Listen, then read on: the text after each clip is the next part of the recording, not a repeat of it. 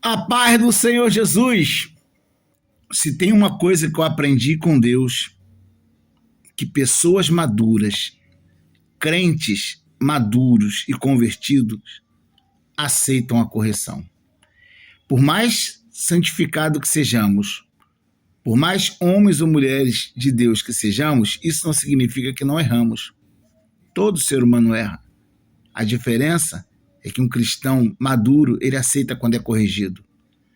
E para Deus nos corrigir, Deus não vai descer do céu e falar pessoalmente. Deus vai usar pessoas.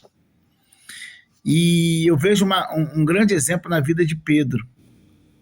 Jesus, ele fala com Pedro aqui em Lucas 22, versículo 31.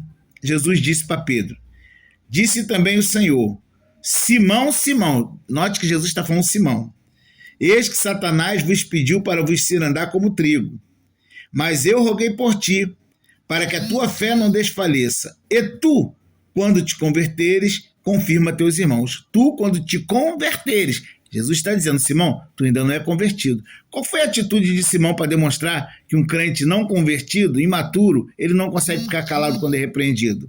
Olha o que ele diz para Jesus. E ele diz: Senhor, estou pronto a ir contigo até a prisão e a morte.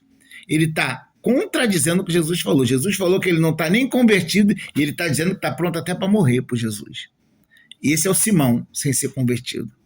Agora, o Pedro, convertido, está lá em Antioquia, alguns anos depois, e Pedro está comendo com os gentios lá em Antioquia. E quando chegou os irmãos vindo de Jerusalém, da parte de Tiago, Pedro se levantou da mesa e começou a se afastar. Por quê? Pedro tinha medo do que eles iam dizer. Porque certamente estava vivo na memória de Pedro a situação lá da casa de Cornélio, que Pedro comeu na casa de Cornélio e depois teve que se justificar em Jerusalém. Por quê? Um judeu, ele não comia com nenhum homem que não fosse circuncidado. Um gentio, para comer com um judeu, tinha que ser no mínimo um prosélito, ou seja, alguém que se converteu ao judaísmo e passou pelo rito da circuncisão. Um judeu não comia com um gentio. Então, quando Pedro está ali com um montão de homens que não são circuncidados, chegou alguns irmãos da igreja de Jerusalém que ainda não entendia ainda o evangelho da graça, Pedro ficou com medo da opinião deles e se afastou.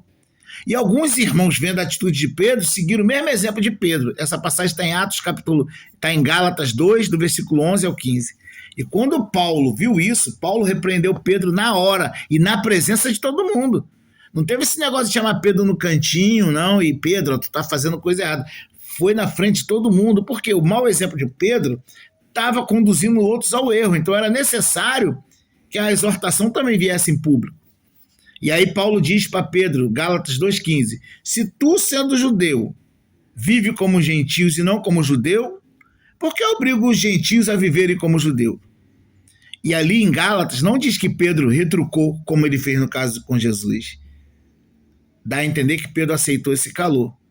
E para evitar, eu imagino que ficou aquele burburinho na igreja, que Pedro e Paulo não se batiam bem, que Pedro tinha uma mágoa de Paulo, porque Paulo fez ele passar vergonha em público, talvez esse tipo de comentário.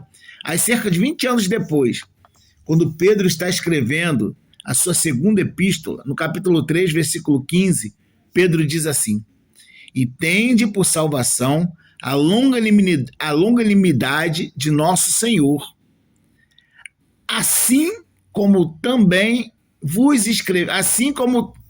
o nosso amado irmão Paulo vos escreveu segundo a sabedoria que lhe foi dada. Note da maneira que Pedro, ele se refere a Paulo, nosso amado irmão Paulo.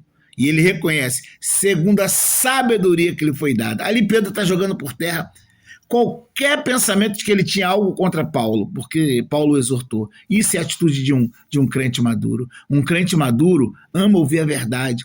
Um crente maduro, quando um pregador fala a verdade, ainda que a verdade bata nele, eu já apanhei de Jesus. Ele vai para casa feliz e ele ama aquele pregador, ele não fica contra ele. Um crente maduro, quando alguém diz para ele da parte do Senhor, Deus manda tu tomar uma posição, Deus não está se agradando de algo que você está fazendo, ele vai para casa agradecendo a Deus por ter usado aquele profeta ou aquela profetisa, e ele não murmura contra a vida daquele profeta.